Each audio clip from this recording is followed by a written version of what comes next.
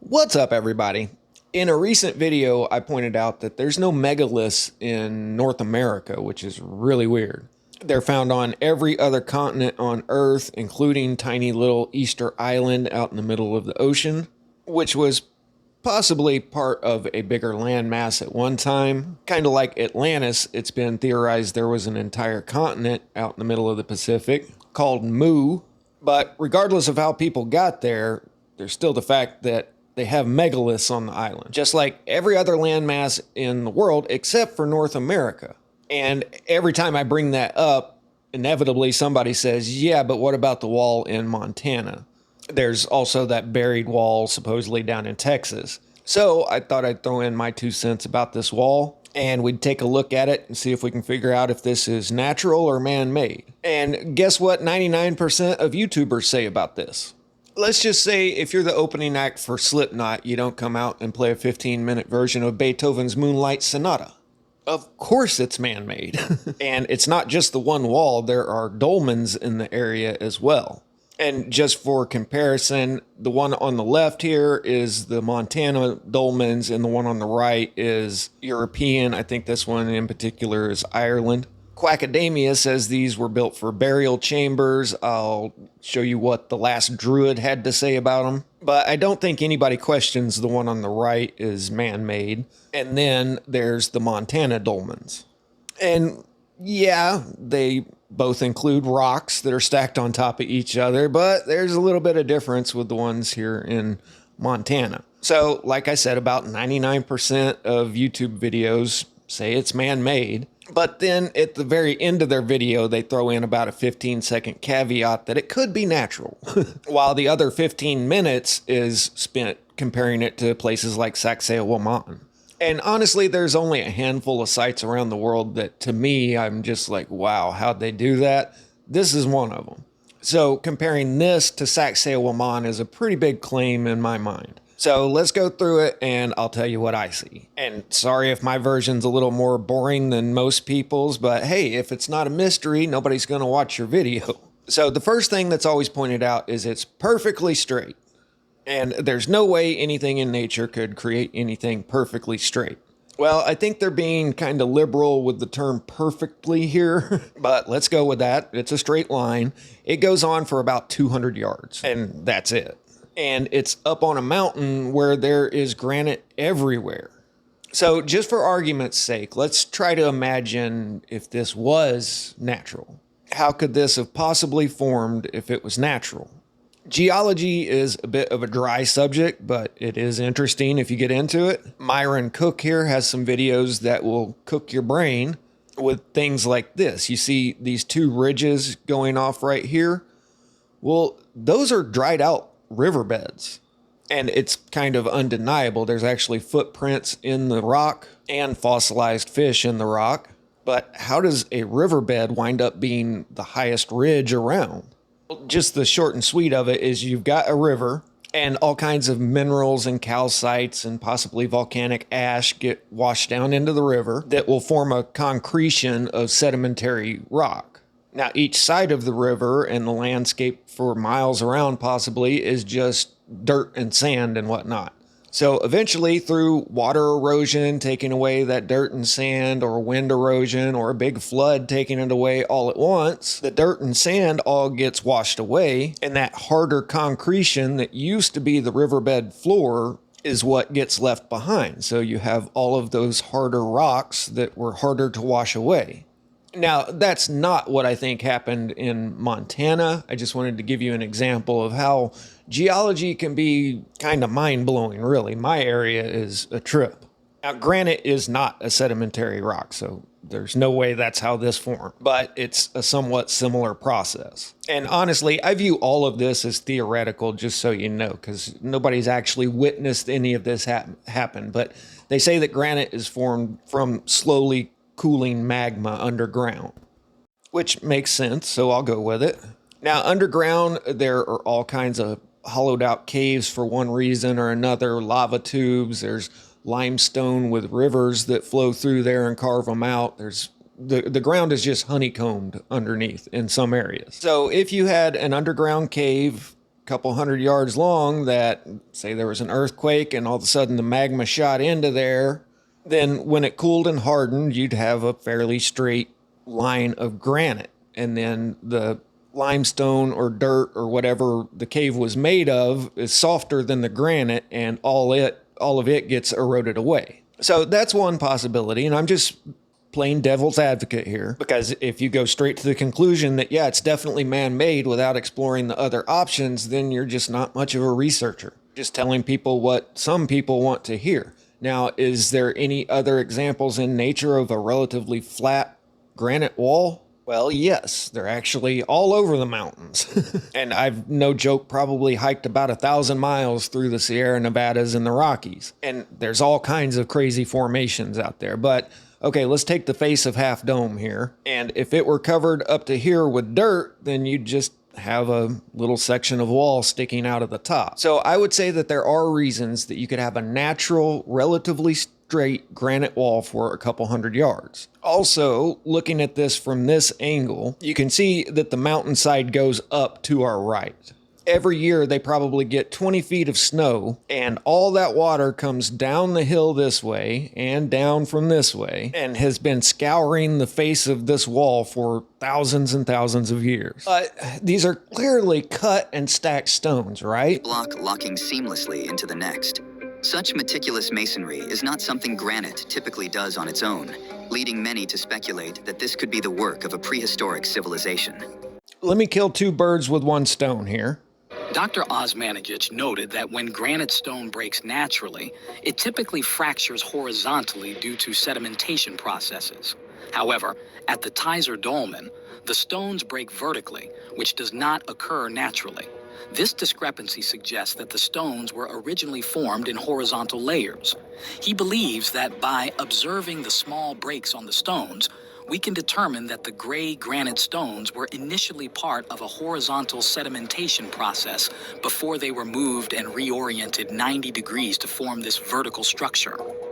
Okay, so looking at the dolmens, Dr. Osmanagich points out that these fractures only occur naturally horizontally. But literally, right as they're saying that, they pan across this scene here, and you see all kinds of vertical fracturing in the base stone. And sorry, but it doesn't take any research whatsoever to look around and see that fractures do not only occur horizontally. In fact, I'd say they're much more likely to occur vertically for a reason I'll tell you in a minute. But off to the right here, you see all kinds of vertical fracturing. Also, Dr. Osmanagich has determined that this wall aligns perfectly with the winter solstice. Here you can see the doctor with a tour group of his, probably $2,000-$3,000 a head. There's a lot of YouTubers doing this as well. You know, you can fly yourself to Egypt, and then for $2,000 more, they'll walk you around. But the doctor is more than happy to say that this is definitely man-made, because he's the one that supposedly discovered the Bosnian pyramids, which is very questionable. And he'll probably write another book about how these are man-made and make a bunch of money. But let's rewind here. This is why I say that vertical fractures are more likely than horizontal. Water gets down into the cracks on top, and then it freezes and expands and splits the rock. Freezing water has enormous strength. And if I was still out west, I'd go out and show you just how often this happens. It happens all of the time. But it's not strictly vertical or strictly horizontal. It can happen any which way. And for other reasons, there's thermal shock as well. Hypothetically, this could be buried in snow up to here and the sun on the top of it, causing a thermal fracture, or the snow is melting right there at that level and water is seeping in, and then it refreezes at night and causes it to fracture. There's actually a lot of ways that a rock can fracture like this. So now with all that said, let's look at this wall again. The first thing I noticed was most of these joints are continuous. Right here, it's going top to bottom. Over here, they're going up in a V shape. And with intentional man-made structures, you always stagger your joints. You intentionally do everything you can to keep a straight line from occurring through there, because that's creating a weak spot. I do the exact same thing with building homes today. You always stagger your joints. If you just run one seam all the way down through there, then you've just created a weak spot that could theoretically tear apart.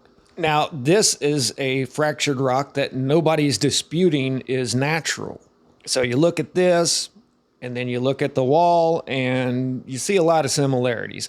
One of the other main things that I noticed is how clean the ground is there. Somebody has cleaned that up.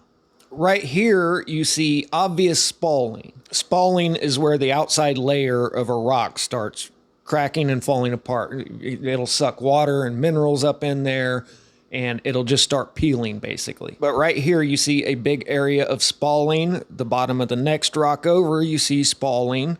Well, where is all that stuff? I would expect to see that laying all over the ground, but it's not. Castle Arcadian, the first place where we could actually prove geopolymer existed.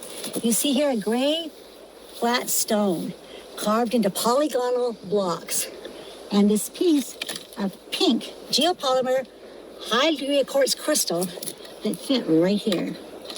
A few years ago when we discovered this whole wall was covered with this, but piece by piece it has disappeared. So I hide this piece. It's the last piece left that proves that this is geopolymer concrete covering Castle Arcadian and Giant's Playground. So I'm pretty sure she's one of the landowners, and not to be rude, just being real. As far as geopolymers goes, this is mountain ranges that go for thousands of miles. So the idea that someone intentionally grew this wall that is indistinguishable from the other granite is not likely, to put it as politely as I possibly can. So, okay, you can say that you're collecting it as proof of your geopolymer, but there's also the fact that if there were 10,000 pieces of flaked off granite right here, nobody would look at this and think it was a man-made structure. But I'll bet you before all of this was cleared out, there was all kinds of granite pieces like she was just picking up all over the ground right here. Just like this piece of granite where you have the spalled off rocks down below.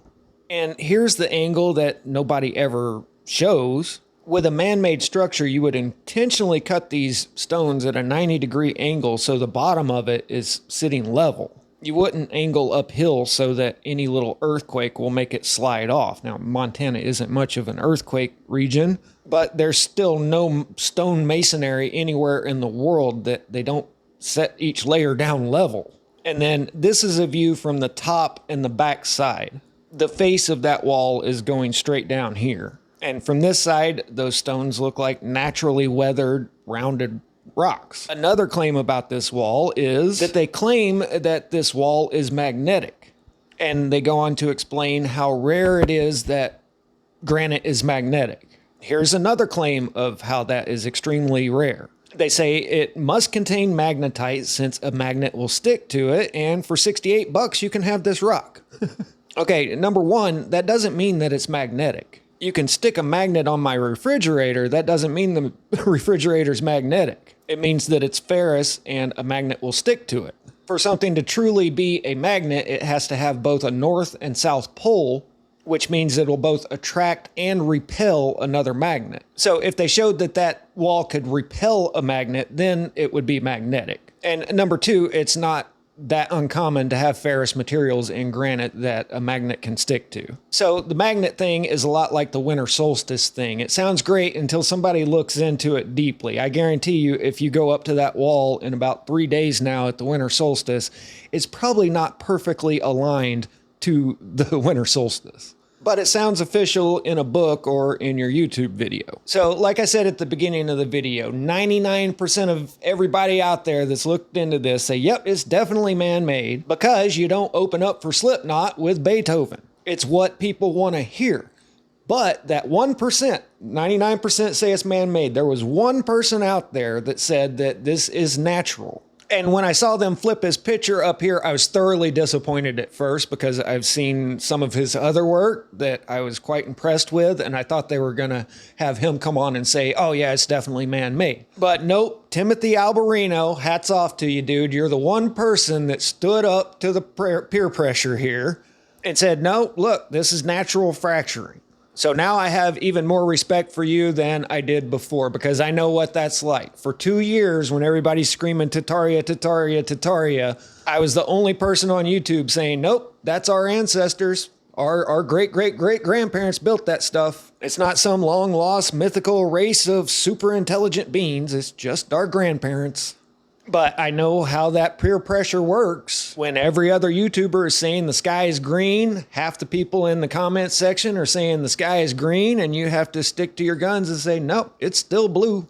So right or wrong, good on you for at least saying what you honestly think. And I'm sure there's all kinds of people still saying that I'm crazy. There's no way this is a natural formation. That's fine too. But back to these so-called dolmens. This one's just a rock. This one's just a rock. This one's just a rock.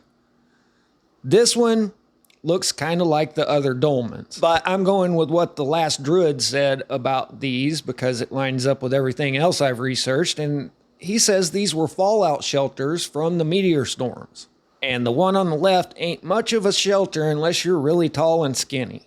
But there are thousands of miles of granite mountains across North America with all kinds of crazy formations. There's a crazy rock just perched up on top there. Eventually, you're going to find 200 yards of pretty straight granite, just like this one jutting out of a hillside where everything else has eroded away. And my opinion is that's all this is. It's fractured into a lot of pieces, so I guess I'll just go join the circus.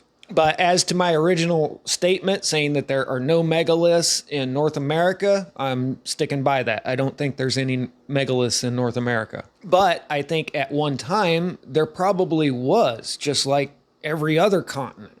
So my most likely scenario is that they're either buried or they just got absolutely annihilated and washed away. And that's just the way I see things. I don't know if I'm right or wrong. It's just my opinion. So I hope you guys enjoyed it. I'll catch you on the next one. Static out. And Ruckus always jumps up when I say that because he knows I'm done and we get to go for a walk now. Later.